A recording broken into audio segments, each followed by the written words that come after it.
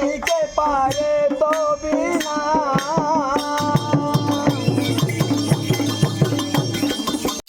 नवरंगपुर जिले में चढ़ियाणी नृत्य सामाजिक भूमिका उपरे सचेतनता।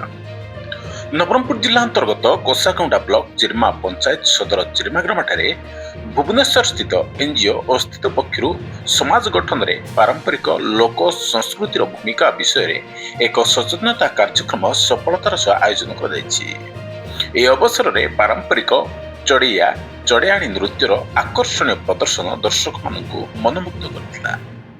आदिवासी अंचल में आयोजित एक कार्यक्रम लक्ष्य थिला ओडिशार पारंपरिक लोककला प्रति आग्रह और सचेतनता बढ़ाइबा।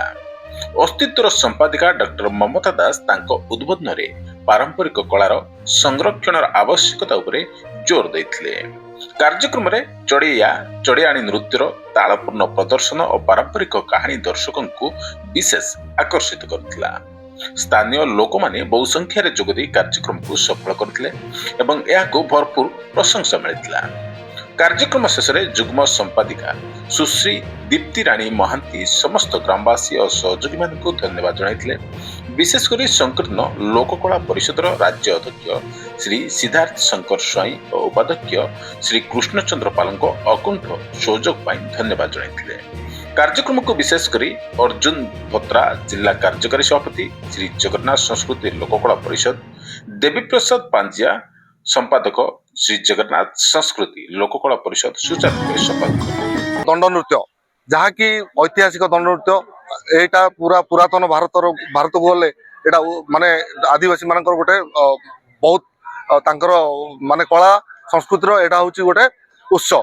तेणु से माने ए पर्व पालन करती से जोड़ा ओडिशार 30 जिला 314 ब्लॉक रे माने आमे आमर कला श्री जगन्नाथ नाम संगीत लोककला परिषदर कर्मकर्ता अच्छा सेठी से माने जो जिले में सब लोप पाउची बा तांकर आदिवासी माने पारंपरिक लोकनृत्य लोप पाउची सेठी जाइकि आमे सब अतित्व आमर जो गोटे ऑर्गेनाइजेशन जार सेक्रेटरी होचंदी ममता दास मैडम प्रोग्राम करचंदी जहाँ शह शह लोक एठी आसिकरी एकत्रित होचंदी एवं ए जो जिनिसटा आमे तांको क्वेश्चन करथिलु क्वेश्चनर माध्यम रे तांकोठु पाइलु जे ए सब नृत्य धीरे धीरे लोप पाउची। तेणु ताकू केमती उद्धार करा जिवो ओडिशार कला संस्कृति विभाग मंत्री श्रीयुक्त सूर्यवंशी सुरंश भी आमको ए विषय बहुत माने इम्प्रेस करचंदी।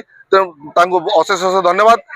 लोककलार गोटे विशिष्ट भूमिका रही से क्रम आम चढ़ियाणी नृत्य को बाछीचु एवं से आम चढ़ियाणी को लेकिन ओडिशार कोणे कोणे ओडिशार प्रत्येक गाँव में केमती परिचित करूँ घरे घरे केमती परिचित करूँ से नृत्य को आम से प्रचेषा रही यही नाच मध्यम आम समाज विभिन्न मुद्दा गुड़ी को लेकिन लोक जागरण करूँ लोक सचेतनता सृष्टि करूँ कलाकार मानक भी गोटे कलाकार परिचय दबु।